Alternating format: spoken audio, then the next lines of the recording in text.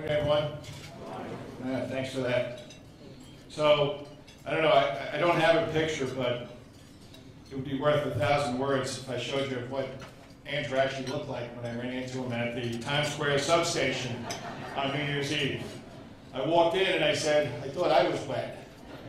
And Andrew, thank you for that. Thank you for being out there. It means a lot to the men and women of the NYPD to see someone like you in support of us. And I have to disagree with one thing you did say. I think we were the only happy ones. I'm not sure if the hundreds of thousands of people out there were very happy. And I've seen wet people in my days, but it was truly unbelievable. And I thank all 7,000 men and women of the NYPD who were there that night to make sure they do what they do best, and that's to keep people safe. And congratulations on your position as the chairman of the New York City Police Foundation. For years, you've been a great friend to the men and women of our police department. The Police Foundation and the NYPD depend on you, just as we rely heavily on the foundation staff and the leadership of President and CEO Susan Birnbaum. Give her another round of applause.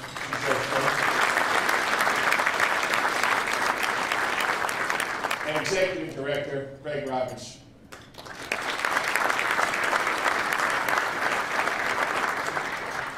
And thank you especially to the Board of Trustees and to each of you, the Foundation's generous supporters, for joining us this morning and for being some of our valuable partners in our ongoing mission to make the safest large city in America even safer.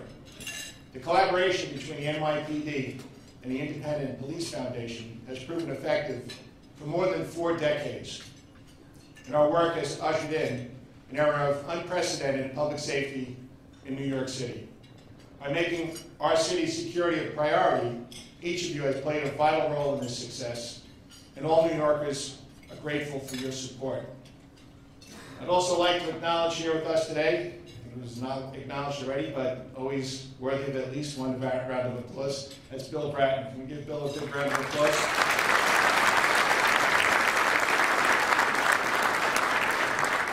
I've actually come to the point in my life now where I can call him Bill instead of Commissioner. It took me about 2 years and 1 month to figure that out, but such a gracious human being, and I've learned so much from him. I think what I learned from him the most was just his broad perspective, not just on law enforcement, but on life in general. And he's done so much to fight crime and keep New Yorkers safe over the years. And the NYPD's executive staff, I couldn't find a better group of people. You know, I asked them to do 3 things when I took this job. To support neighborhood policing, be part of the team, and respect the people that you work with each and every day. And I said in the newspaper the other day, I applaud you for that, because I don't think there's a finer group of people in this world than what you do each and every day. And I see the effort that you put in, the hours that you put in, and I'll be forever grateful.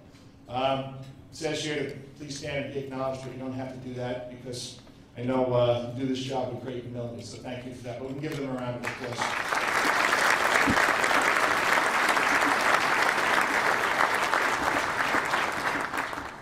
Here this morning are some of our, well, Bill's actually not here, some of our great law enforcement partners. Bill Sweeney is the head of our New York FBI field office, and I do feel compelled to make a statement about Bill and his people. As everyone in this country knows right now, there's a partial government shutdown resulting in the men and women of the FBI not being paid for the great work that they do, and the other 800,000 people that do so much for our country. You know, people are saying that people are strong, they're courageous, they're brave for doing what they're doing down in Washington. But I guess that's kind of easy to do when it's not your bills that aren't being paid. It's not your college tuition, your kids' college tuition that's not being paid. It's not your food, it's trying to put food on the table for your kids. We need some common sense here in this country. We all have to come together for common purpose to get this done.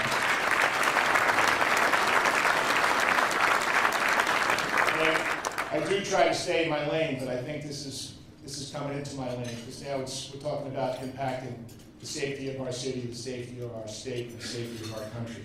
So we need people to make good decisions down in Washington. That's what they get paid for. They're there for the people, not there for themselves. I'd also like to acknowledge Bronx District Attorney Darcel Clark. Darcel, thank you for your partnership.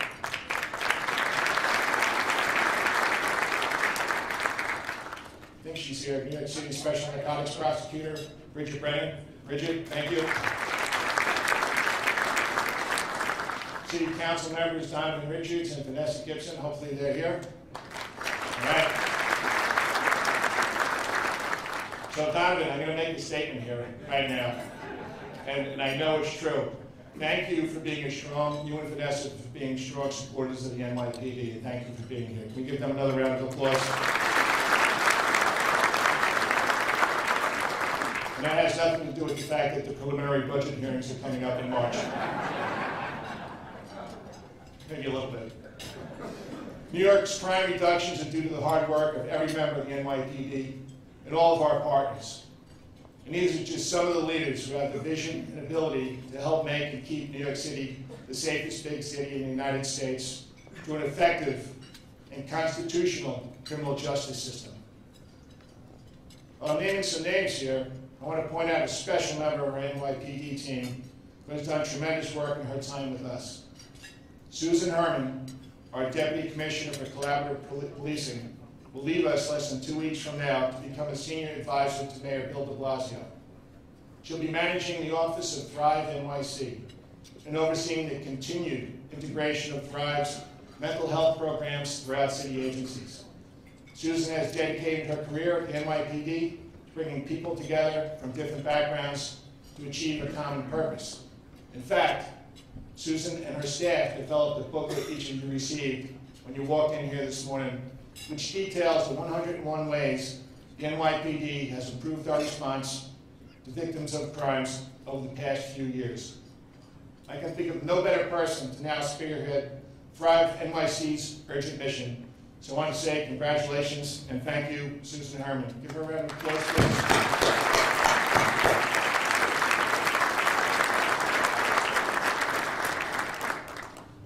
Importantly, I want to also speak about our members who have made the ultimate sacrifice on behalf of New Yorkers.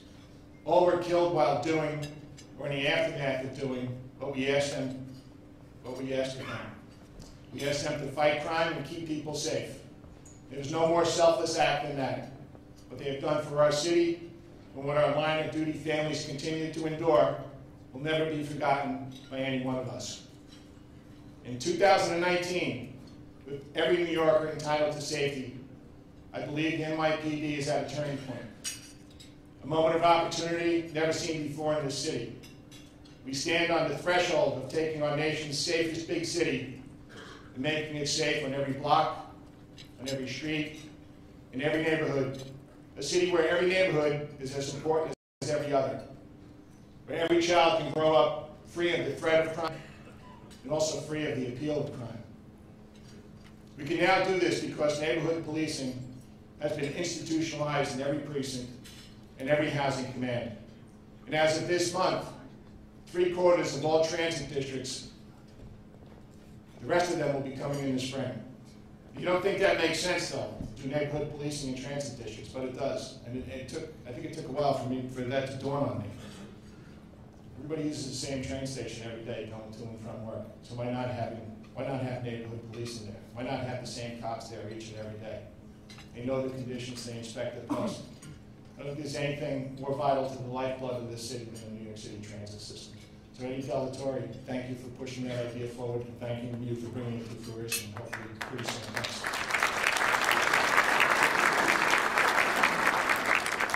We can now do this because the NYPD is ready to partner with every organization, every city agency, and every person in the city of New York. Let there be no mistake. We have now come within sight of this possibility because of how far we've come in the last 25 years.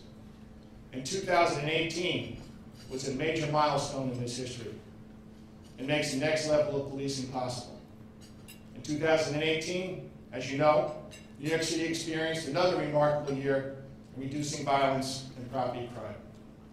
Overall index crime is at its lowest level here since 1957, more than 60 years ago. Robberies, burglaries, and auto thefts have all continued their downward trends. 2018 was the second year in a row where we had fewer than 300 murders. Again, less than any year in New York City since 1951.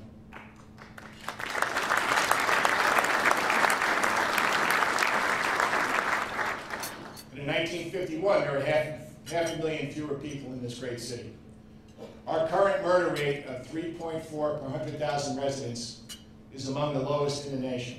In fact, there are 182 American cities with higher murder rates than New York City. Also in 2018, we recorded the lowest number of shootings in New York City's modern history for the third year in a row. Over the last year, we did see a substantial increase in reported rapes. In the NYPD, our belief, shared by the survivors advocates with whom we regularly meet, is that rape has been and continues to be our #1 unreported crime. In fact, about a quarter of the rapes reported in 2018 took place prior to 2018. This historic underreporting is beginning to be addressed in a substantial and vitally important way. As you know, last year we did a complete overhaul of our entire Special Victims Division, now led by Deputy Chief Judith Harrison. She's in attendance. Judith, can you stand up, please?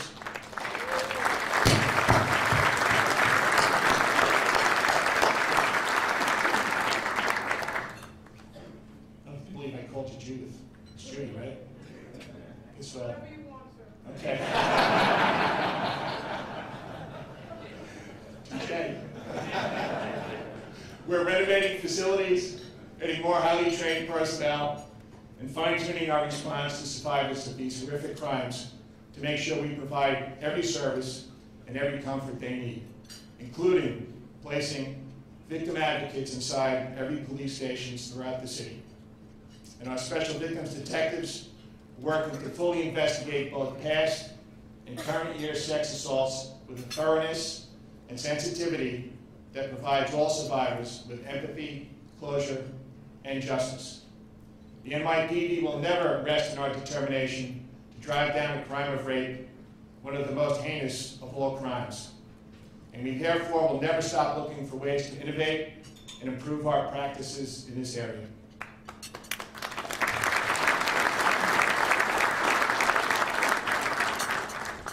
(2018) was also a major milestone in another way. 5 years ago, the NYPD charted a course toward furthering the steady crime declines we saw in the previous 2 decades. We deliberately pivoted away from a largely enforcement-driven approach toward a more precise and targeted paradigm. The core of the plan was and continues to be our neighborhood policing philosophy, a total shift in the NYPD's crime-fighting model that puts our members in closer connection with people all across the city. And police officers are using their great capacities of heart and mind to solve problems where possible without enforcement actions. Our cops now regularly work the same shifts in the same sectors, getting to know their neighborhoods, their community residents, their local problems, and their local criminals. They're getting the time and latitude to work at solving local crime and quality of life concerns. The result is a more flexible, more responsive, more measured, and more effective police presence.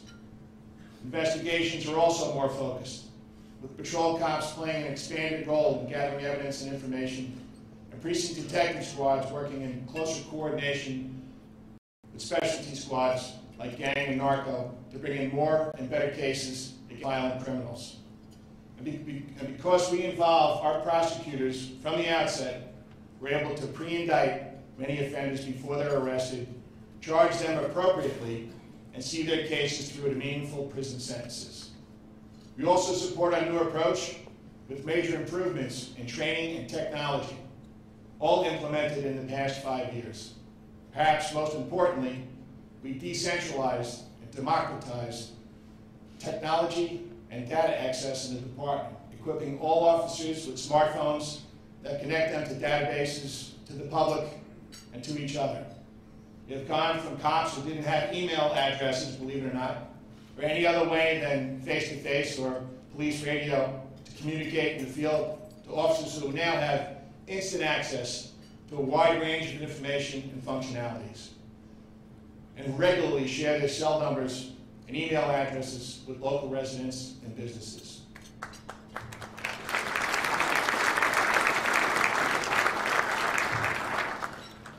I like the applause. applause gives me a chance to take a drink of water.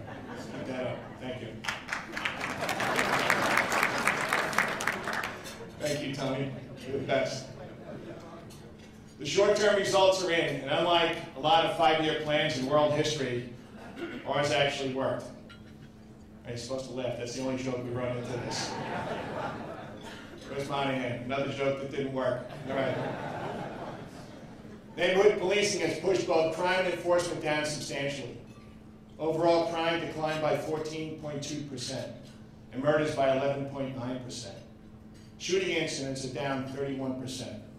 Compared to the 5-year period prior to this last 5 years, the average for murders now is 30% lower, and the average for shootings is 29% lower. We're not just achieving massive declines in violence with our intensified and focused investigation of gangs, we're sustaining those declines over the longer term. In CompStat, we've developed a method of identifying patterns and countering them quickly. This is literally dismantling the infrastructure driving traditional crime categories. Robbery down 32.6% in 5 years, burglary down 33.3%, auto theft down 26.4%. This may be hard to believe, but maybe not if you've been in New York City for any part of time. But there was more than 140,000 auto thefts in New York City in 1990. Last year, there were just over 5,000. On the enforcement side, street stops are down more than 90% over the past 5 years, even as we improve monitoring and supervision to make sure that all stops are being reported by the officers who find them necessary to make. Overall, arrests are down 37.3%, and summonses are down nearly 79%. Marijuana misdemeanor and violation arrests are down 71%. As we believed we could in 2014, we've shown that we can drive crime down significantly with a far less intrusive enforcement profile. While arrests and summonses for quality of life violations and minor crimes are down, felony arrests for rape, assault, grand larceny, and burglary are all up. While many misdemeanor arrest categories have fallen steeply, Detective Bureau arrests are up nearly 20% in the last 5 years. Detective arrests are based on exhaustive investigations that specifically direct our enforcement efforts, with the laser-like focus on the serious crimes and all the serious offenders, who are a small percentage of the population of this great city. It can also be said that 2018 was a milestone in the NYPD's historic 25-year crime-fighting period. The murder rate is a tenth of what it once was. Total crime has been cut by 78%. We say that we are the safest large city in America, and we certainly are when our citywide crime rate is compared to the other biggest cities in the country. However, there are still stubborn pockets of crime, and especially violent crime in New York. For example, the violent crime rate here in the 19th precinct is 1/8 the rate in the 25 precinct, just 50 blocks uptown. In fact, in 2018, there were 6 precincts with violent crime rates more than twice as high as the rest of the city.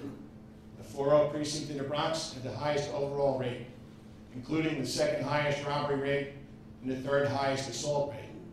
The 7-3 precinct in Brooklyn had the 3rd highest rate, including the 2nd highest murder rate and the highest shooting rate. Other precincts, the 4-1 and the 4-2 in the Bronx, the 7-5 in Brooklyn, and the 2-5 in Manhattan, together lead the city in violence.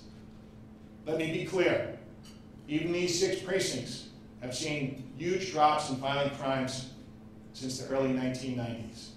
But we will never be satisfied with that. We can always do better, and we must do better. The NYPD and our entire city have a moral obligation to these precincts, because everyone who lives and works in New York City deserves to live in safety, free of fear. Now our achievements give us reason to make the following declaration. We won't rest until every block and every neighborhood enjoys the same level of safety and well-being as the rest of the city. Your zip code must never be the primary determination of your safety. It is our pledge to ensure that your neighborhood is safe, regardless of where in New York City you call home.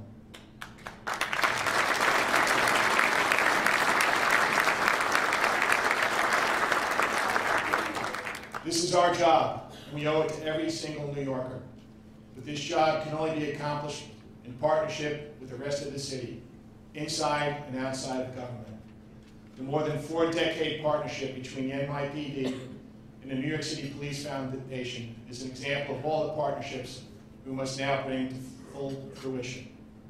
For instance, we're now beta testing a new smartphone application funded by the Police Foundation that supports our cops in serving as a kind of nexus for neighborhoods and other city agencies as we grapple together with the problems that afflict our higher crime communities. In February, we're piloting a new Neighbourhood Policing App will allow NCOs and steady sector cops to track, right on their department-issued cell phones, various crimes and conditions, ranging from robberies to disorder, as directly reported by residents.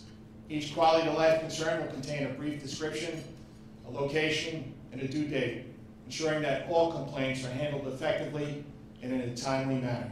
We'll enable our cops to collaborate effectively with community members, affording our officers the opportunity to be problem solvers. Further, there are initiatives all across the city working to keep young people on the right track. And the 7th Precinct is showing some very positive signs in this respect. Enterprising cops built the Brownsville Cornerstone Basketball League, which brings together youth from different housing developments. The officers augmented the basketball games with classes in emotional intelligence, de-escalation, and conflict resolution to help kids control anger, resist bullying and peer pressure, and stay away from crime. These same Brownsville cops and kids have another innovation, now being supported by the Police Foundation. We showcased it yesterday at a press conference with Chief of Patrol Rodney Harrison.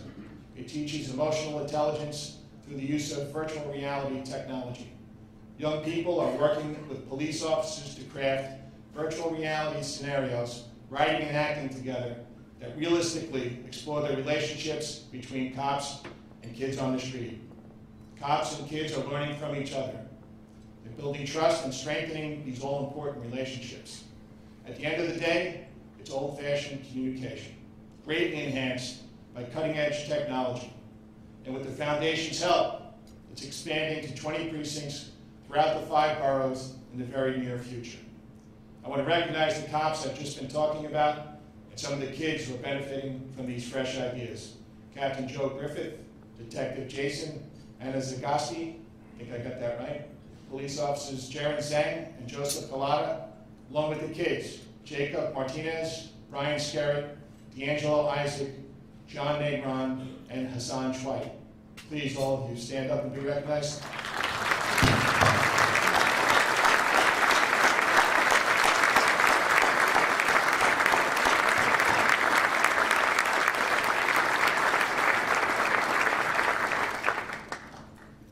Thanks for everything each of you do to make New York City even safer. Each of these examples represent what is possible with neighborhood policing. The partnerships are generating the creative and innovative solutions that will bring down crime in these communities. Brownsville can and should be just as safe as Brooklyn Heights. Crime can and should be as low in the South Bronx as it is in Tribeca. We get there when we all come together, talk frankly, and recommit ourselves to this mission. There will be no sacred cows or side agendas, just the urgent mission for everyone in these communities, in all of our city, to come together as one to ensure that every square block of New York City is free from both the threat and the fear of crime. How we get there is the next evolution of policing in New York. That means continuing to fight in partnership for every block, in every neighborhood, every day. And the question is, what can we all do together to advance this noble effort? New York needs everybody in this room and beyond, throughout the 5 boroughs, to share the responsibility for public safety. Crime, fear, and disorder are not only police problems. New York needs all of our ideas and of all of our actions now. And it goes for the entire public safety spectrum, from traditional crime to terrorism, to the seabed activities that can draw the young into lives of crime. For this reason, I will soon be convening action meetings in each of these 6 precincts. where violence is double the citywide average. This will include various elected officials and heads of our partner agencies at the city, state, and federal level, plus business owners, clergy, service providers, and community leaders. The people on the ground are the backbone of this important work. And I'll be meeting with the cops at all of these commands to ask them what they think their police department can do better and how best we can develop new solutions and get them whatever help they feel they need. Out of these meetings will come change. Change in how we police, how we partner with our sister city agencies, how we partner with neighborhood residents, how we partner with all of you, the business and civic leaders of our city. As you know, our city will always face challenges. Challenges that test our crime-fighting strategies at the most local of levels, and challenges that test our intelligence gathering and preparedness at a citywide and even a global scale. And an important work continues around the clock, every day of the year with our analysts, our cops, and our many partners on the FBI NYPD Joint Terrorist Task Force. The NYPD's Critical Response Command works 24/7, protecting sites and infrastructure around the city. Cops in our Strategic Response Group are at the ready to rapidly respond to any emerging threat, be it an active shooter situation or other terror incident.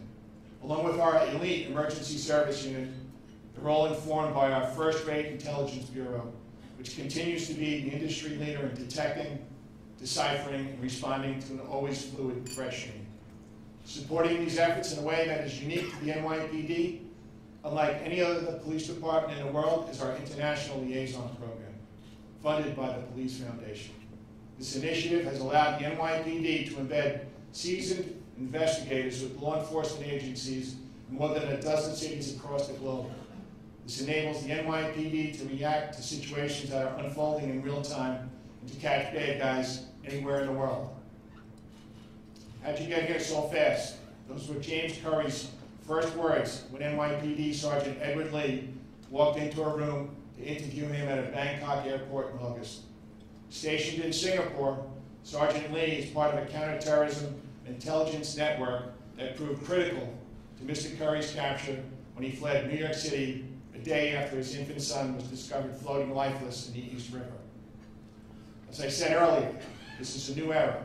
We know, for example, that the legalization of marijuana is coming.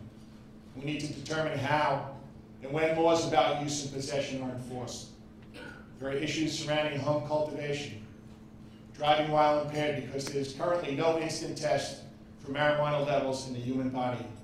I also have great concerns about people under 21 years of age smoking marijuana. We're also facing pushback from some quarters about the definition of who constitutes a threat to public safety when it comes to fare evasion in our subways. One thing is certain, we must always control access to the transit system. To abandon our efforts there would be both irresponsible and highly dangerous. Marijuana and fare evasions are just two examples of the changing playing field. 2019 presents an entirely new possibility. It's now possible to think about how we can equip and enable our cops to help kids avoid a first act of criminal behavior. And we will prove that when the public and the police work together, we can make positive, lasting change in our society. That change begins when people are safe, and it's sustained when people feel safe. Our aim is to keep raising the bar for fair and effective policing in this country year after year, again and again. And we're doing it with the help of New Yorkers in every neighborhood and with the Police Foundation support at every turn. I commend you for your investment in public safety, the many innovations you have funded, and your commitment to the NYPD's core mission. And I ask you to continue to think of ways that together we can make every single part of this city as safe as our safest streets are today. A new city, new policing, New York policing. Thank you for your time and attention this morning, and at this point I'd be happy to answer any questions. Thank you very much.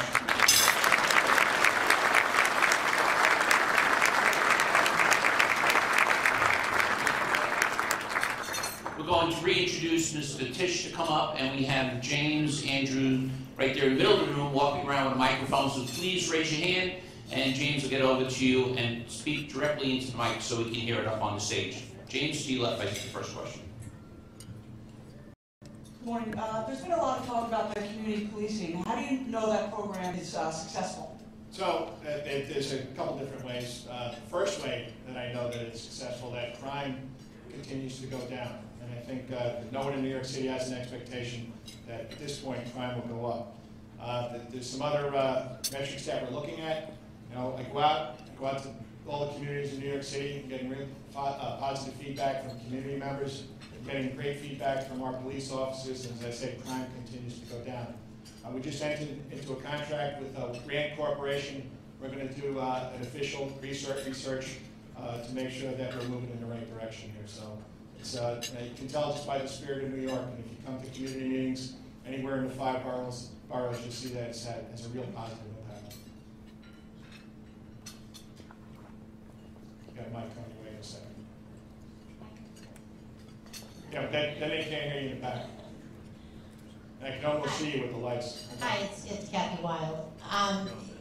Commissioner, a few years ago, a big part of this presentation was the concentration of crime in NYCHA. Has that changed?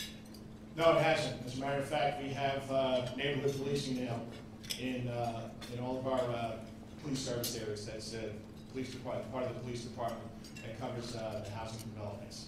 It's still a focus for us, not just on patrol, but from the detective bureau level too, and in working with our partners in prosecutors, 5 local prosecutors, a special narcotics prosecutor, and the Eastern and the Southern District. So it's still a focus for us.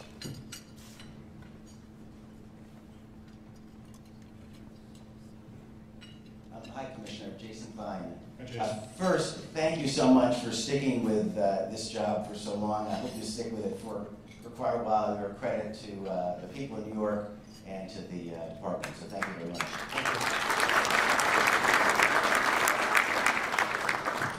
My question is about counterterrorism and what kinds of new things you think the NYPD needs to do in the coming years as this threat continues to increase.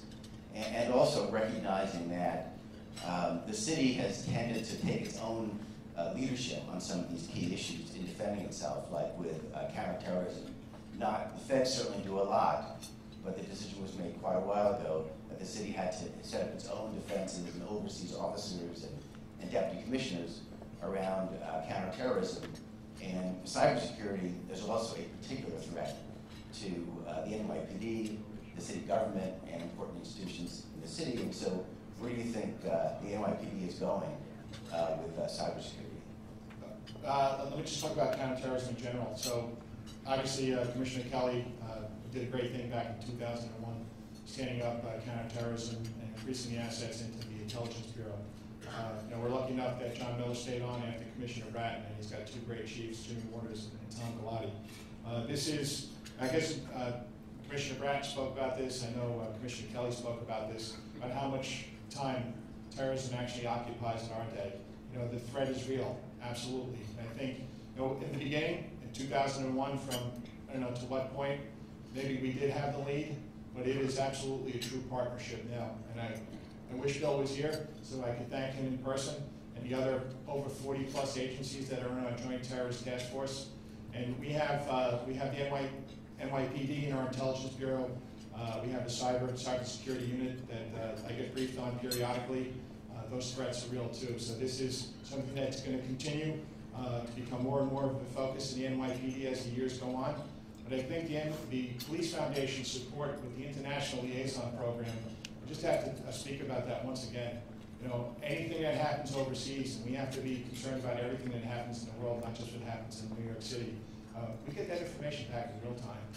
And you don't know how important that is. It's come to the point now where John Miller doesn't even have to call me anymore. Jimmy Waters doesn't have to call me. I know it's being done.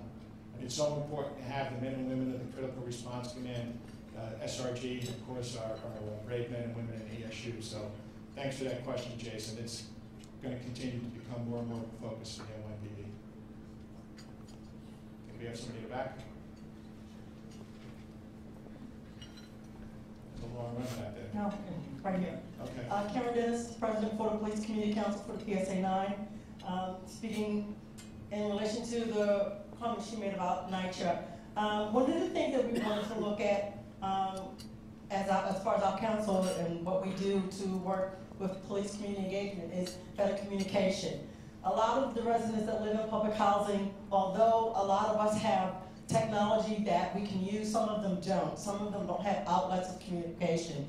One of the suggestions that we wanted to see if we could use some of the Cure Violence money to open up more lines of communication, like putting maybe digital displays in front of the precincts so that information can be broadcasted as people walk by that don't have access to a computer or know how to use a computer can get the information because they're not really coming out into the community and reporting some of the things that they're going to. We feel like there are solid victims out there that don't have access to the information because they don't engage. So is there a possibility to use some of that Cure Violence money and to open up some more communication lines, especially around the developments of public housing? Yeah, just to talk about Cure Violence for a second and the work that they do each and every day to help us continue to drive violence down in New York City. I met a few of them the other night. I had an event with Erica Ford. She runs Life Camp out in Queens. Just terrific people doing a terrific job. I don't know if we have to go. I'm not sure if we have to go to Cure Violence for that money. Let's have a conversation, you, Chief Secreto, and figure if we can come up with some other way to do that. That's an important point. Thanks for bringing that up. Thank you. We got somebody in the back. Good morning, Commissioner. My name is Jaime Guzman. I'm from the Mexican Coalition.